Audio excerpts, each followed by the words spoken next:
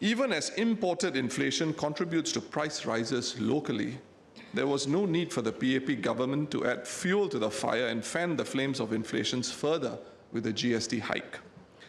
Even if a decision was made to raise it in 2023, there was ample policy space to delay the second increase in 2024 when the country was in the thick of inflation.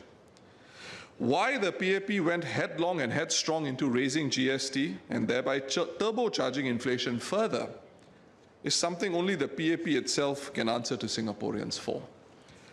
As every Singaporean knows, a 1% rise in GST does not lead to a 1% rise in the cost of a cup of coffee. Increases are incremental, as we have experienced in how purchases from the local shop or weekly supermarket trip have cost a good 30 to 40% more for Singaporeans since the GST was hiked in an inflationary environment never seen before in decades.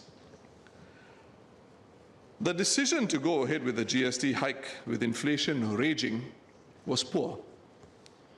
We have seen assurance packages and CDC vouchers dished out to cushion the GST blow for many Singaporeans. But when these handouts stop, as they eventually will, the 9% GST will remain until any subsequent increase the PAP government sees fit to impose. It would not be out of place to ask then, how many Singaporeans would believe the accuracy of a PAP government's projections about the need or the immediate need for future expenditures? The government has shown poor fiscal marksmanship in trying to match Singapore's expenditure needs with revenue.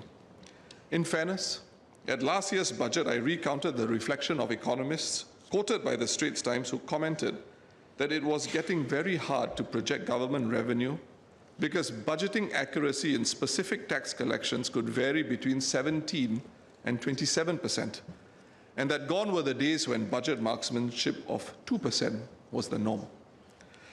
So if this continues, it will be difficult to support future tax increases or even accept policy moves meant to equalize the cost of owning a car, such as by introducing new taxes or charges on EV drivers announced in this budget.